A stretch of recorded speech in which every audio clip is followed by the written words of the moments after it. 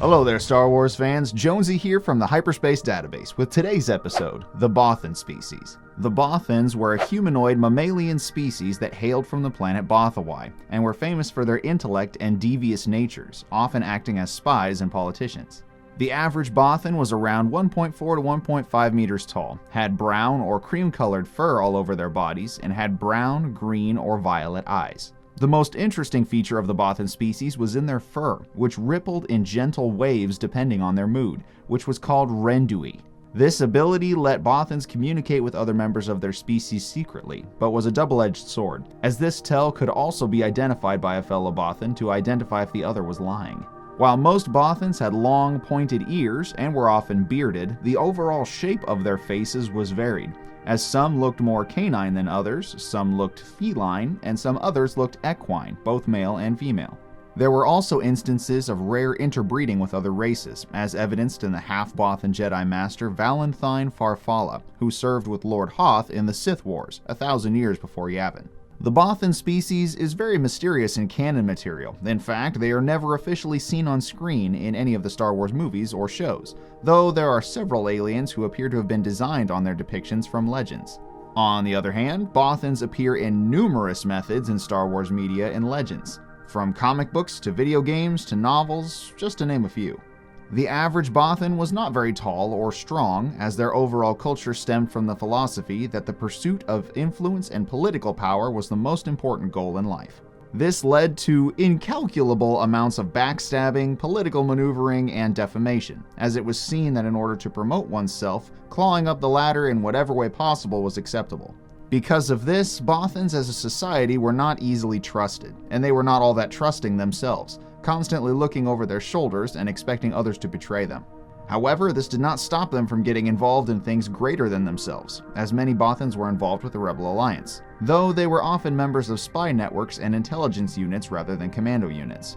As far as their history goes, Bothans were noted as being longtime members of the Galactic Republic, and due to this, their homeworld of Bothawai became a hub of information, as well as the home of their secretive Bothan spy net. While they were overall loyal to the Republic, they remained neutral during the Clone Wars. However, they were known to supply information to both sides, with the dubious explanation that providing information equally would hasten the end of the war. After the Empire rose to power, the Bothans remained neutral, or as neutral as the world could be under Imperial supervision.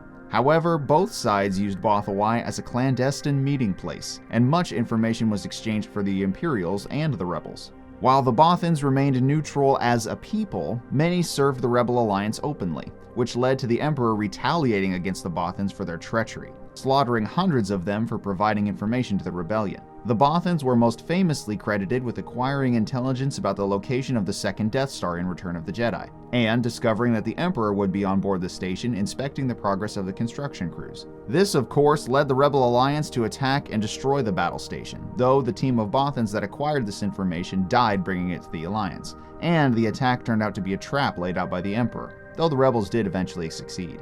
While the Bothans as a species are seen all throughout Star Wars Legends materials, two of the most famous Bothans were Admiral Traest Crefei and the politician Borsk, who eventually became the leader of the New Republic. Traest Crefei was a male Bothan admiral of the New Republic and Galactic Alliance, who led military forces at a number of battles during the Yuuzhan Vong War and the Second Galactic Civil War, and he proved himself to be a hero of the Republic, being dubbed the Liberator of Coruscant. He was unusually aggressive for a Bothan, and would rather openly commit to action rather than scheme and maneuver from behind the scenes, which made him a very effective commander.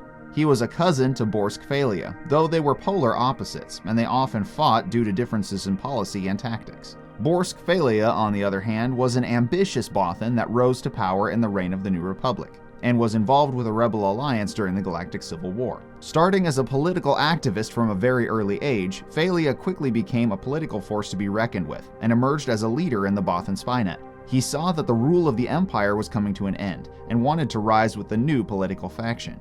Phalia constantly sought political power, and he rose in the ranks very quickly, becoming one of Chief of State Mon Mothma's most trusted advisors, and grew in influence under her leadership. In the Thrawn trilogy by Timothy Zahn, Phalia unknowingly played a major part in a plot by Grand Admiral Thrawn to destabilize the New Republic government. Phalia had accused Admiral Akbar of treason and attempted to take credit for rediscovering the legendary Katana fleet and bringing Senator Garm Bel Iblis into the New Republic. But these political movings gained him nothing when a recorded conversation revealed Phalia's true hatred toward all those who disagreed with his political ideologies. And it was discovered that the Bothan was not above abandoning heroes to death to get his way politically.